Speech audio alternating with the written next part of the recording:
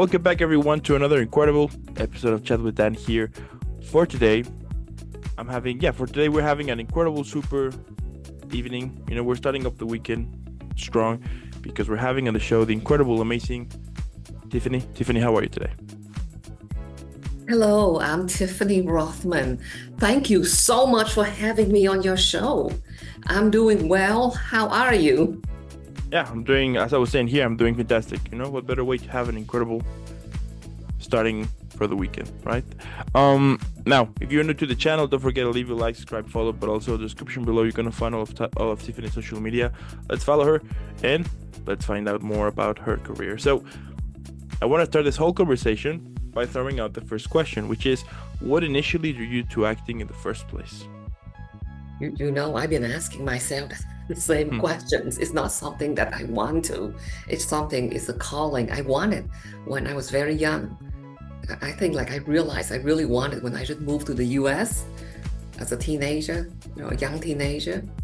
And I realized that, it's difficult because of not only my language skills, but also, among other things, it is a tough business to break into. So I just put it aside and I did everything that's very practical, like a normal person would do. But it didn't seem to work.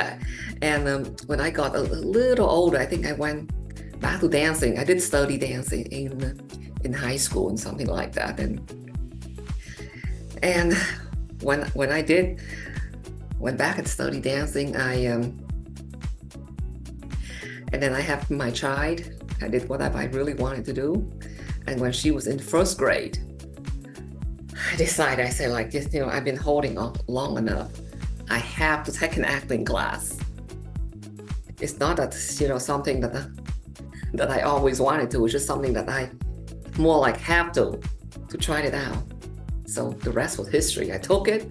I keep on taking class and keep on taking class, and then eventually I would go audition. At that time, I was still working in New York City as a school psychologist, which I really miss. And that's during the daytime only. So what I did was, as she got older, I got involved with the theater while I was working, dancing, and doing my doctorate. At the same time, I was in the theater, a local theater in New York City. And then when I finished, retired from public school in New York, I auditioned for a lot of little film around the city. And I went off and danced with my dance troupe and went to Europe and to Italy, to Poland, and that was really, really great. And then I took a workshop called LA or New York, and I moved out here during the pandemic in December 2020 with my husband and eventually my daughter. Wow. Okay. And tell me, focusing a little bit into your acting career, tell me, what is the usual process that you take to prepare a character? Is there a specific technique, or what is your usual process to make the character feel authentic? Well, you have to read the script. Usually they give you the size and you have to make a choice and you have to break it down. It's like you dissect it like a case study. You know what I mean? Like say, what is this person? What do they want? What they like, their character, what would they do? And it's just like you break it down one by one. And the more time you spend on it, the better it is. Okay.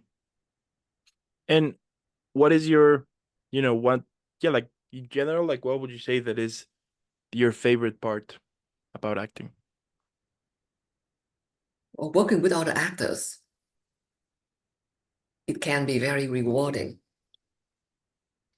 Working behind the scene can also be very rewarding.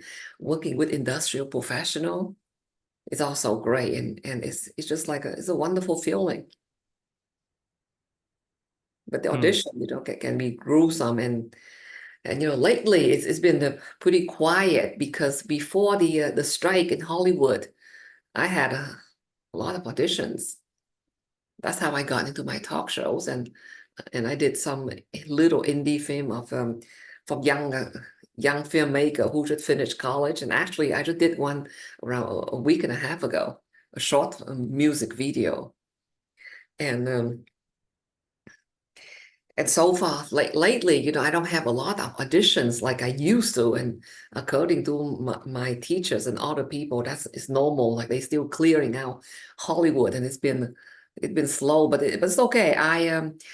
I become a member of a theater, local theater, and I'm taking like workshops. So sometime like supposedly weekly when they have it with a wonderful teachers from the theater. And we like pick our scene, write our own monologue. So it's not like we don't have any creative and fulfilling things to do in the acting world. We do. I like it. Okay. And now that now that that you were mentioning the whole audition process and everything, what And is your also, usual? Uh-huh. I'm sorry, I like to add that whenever I did certain gig with certain character, like usually the script or the story is about someone with certain disorder. Otherwise, the play or the script would be written. And when I do that, I would write an article on it because I am I am a school psychologist. I do have my doctorate in counseling psych. And when I did the reading called Alone in America, I did wrote an article on PTSD of American vet. hmm So that can be pretty gruesome. And when I did Blue Blood, I did wrote an article on gambling addictions. And when I did the short film called, what you call them, Dawn of Scale, I wrote an article on psychosocial of the economy of single parents. Okay. And because you mentioned your um yeah, because you mentioned about the whole psychology, tell me how has being a psychologist has helped you in acting? But a lot of people ask me that, that's so I can pick up the character faster, Hmm. their motivation, see through their unconscious. But you have to make a choice. You can't really act like a therapist on certain things so much. You have to make a choice. So this person is like this. What should they do? What makes sense? You know what I mean? It's alike, but it's also different. It helps that you can get to know the character and what they want, what their motivations. Okay. I like it. And you know, focusing a little bit also more into your acting career. We you have been in multiple projects here and there. I think the recent one, yeah, like the recent one has been you are like the co-host of the Filter at 90 to 11 in season 2. Yeah. Filter So tell me, 9011, yes. how has that experience been, and what can we expect from your um performance in that? The experience, it has been really wonderful. I love working with my co-host and the producer. They're very, very, very nice and wonderful people.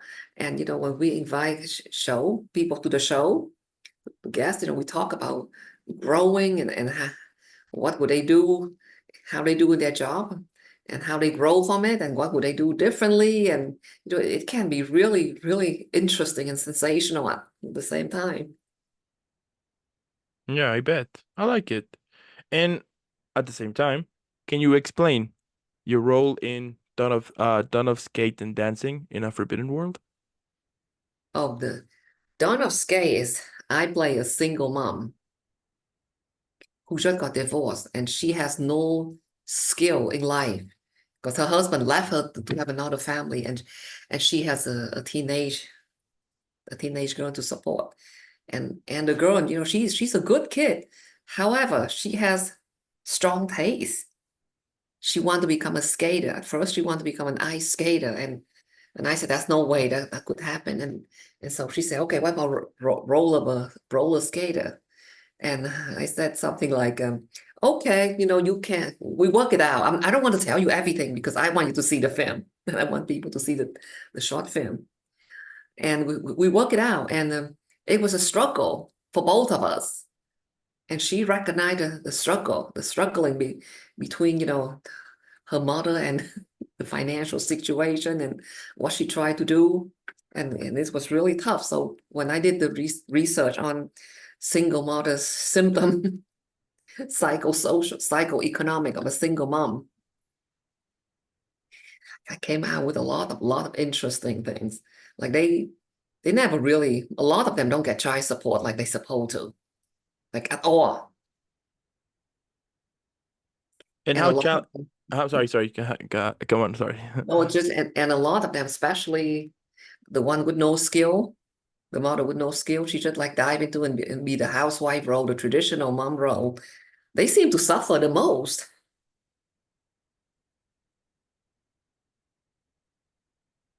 And how challenging, playing those type of roles or situations can be as for someone who, as you were mentioned, you also have kids on your own. Mm.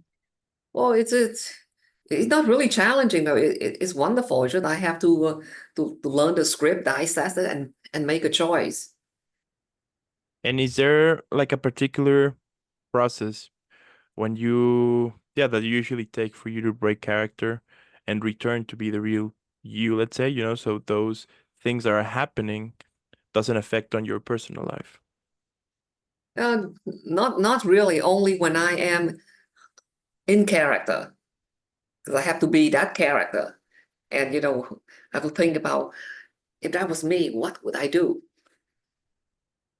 And sometimes if you get into too much, it can go, it can go too far. Like I end up telling the writer, how about suing, going to court and suing, suing the father for whatever it is. He's supposed to pay for it. And she said, that's going to be a sequel. Okay.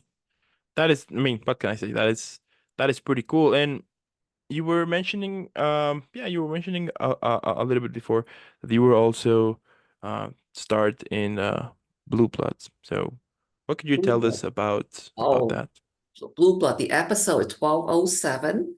I play a wife of the store owner. So we co-own the store, and we have a son who has a gambling addictions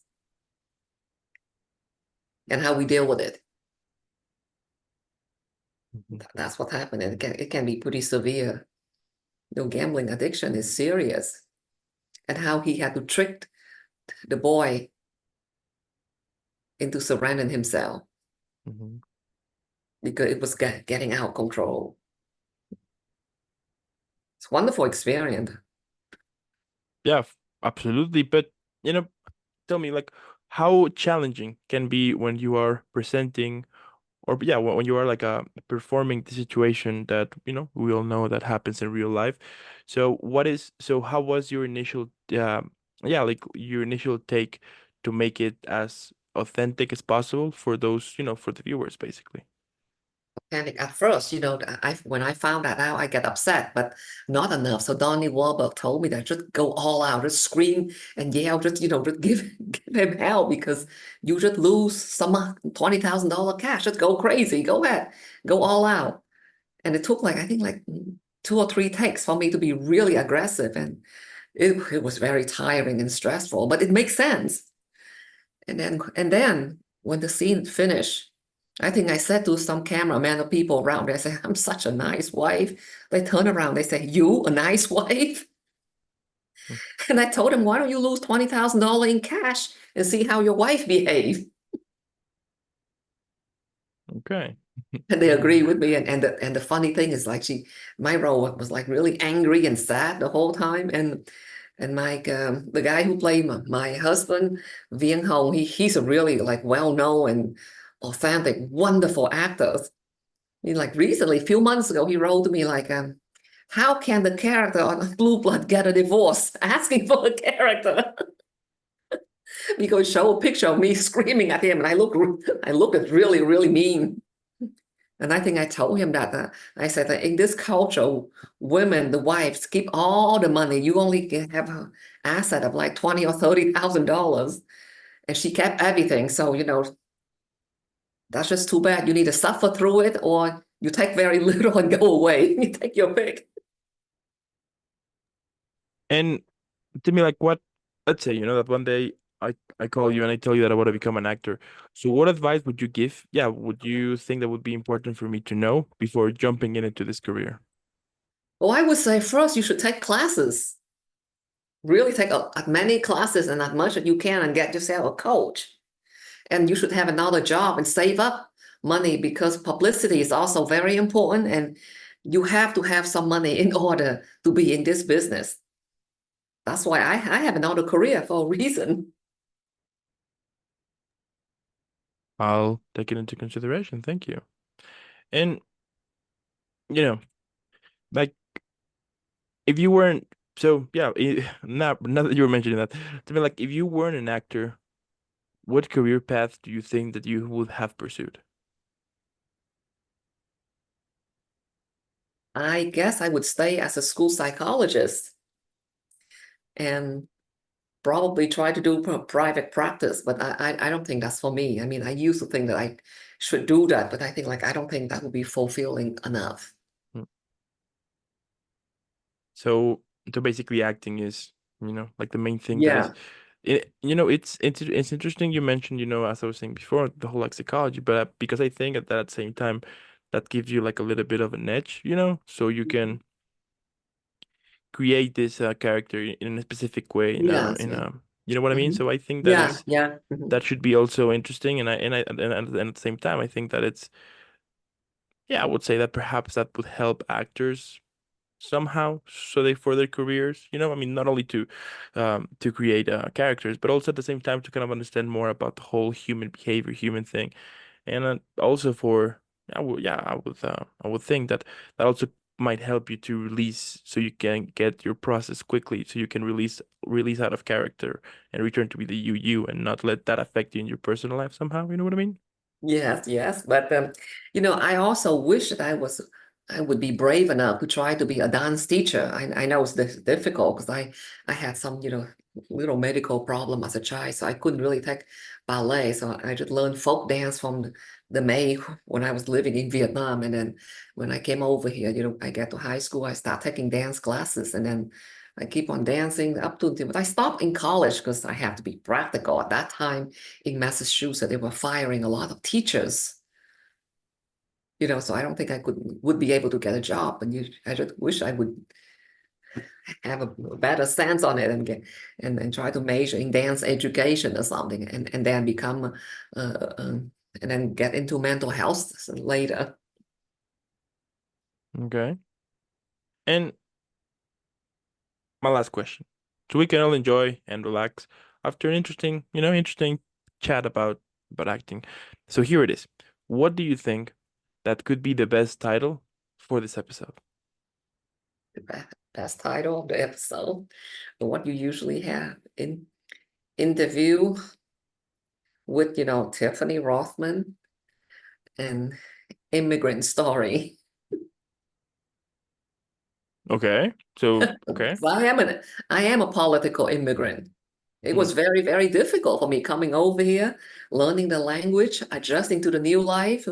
I grew up in the North. It's not like I live in anywhere in like Texas or California where they have a lot of Vietnamese. I lived in Pittsburgh, Pennsylvania. They don't even have any Asian people there. And then eventually moved to Brookline for high school, Brookline, Massachusetts. And I stayed there until after college. I moved to New York and I stayed in New York for another 34 years before I moved out here. Okay. Okay. So, would you like that to be the title? The first thing you said? Yep. Oh, and immigrant dreams. Sounds American like a dreams of an immigrant. okay. American dream of a political immigrant. Sounds like a plan to me. And I mean, at the end, what can I say? The fact that you're pursuing what makes you happy, that you have come so, that you have done so much, but also your whole story to it, that you are, being from another country, from another culture, for basically a different world somehow, But the fact that you make that happen, you know, move the way so you can pursue that career, showing results, I think that is inspirational. But at the same time, it shows people out there, you know, that everything's possible. You know, that at the end of the day, you can make it happen. You know, you can pursue what makes you, you know, like what drives you. But of course, there is a process you need to take in, a lot of hard work you need to do as well, so you can start making it happen. So. Oh, yes. Perfect. And Tiffany, as I was saying, thank you so much for making this happen. That is incredible. I love your story here. Keep doing what you do for sure, because we definitely need people like you in this world that, besides giving us great stories, also shows us, you know, inspires us to pursue our career. So thank you for making this happen. I also want to thank those who stayed the whole episode let me know what you think in the comments below. Also, as I was saying, in the description below, you're gonna find all of Tiffany's social media. Let's follow her. And again, Tiffany, thank you for making this happen. Keep rocking out there, keep shining, and I'll see you in the next one. Thank you. Thank you so much. All right.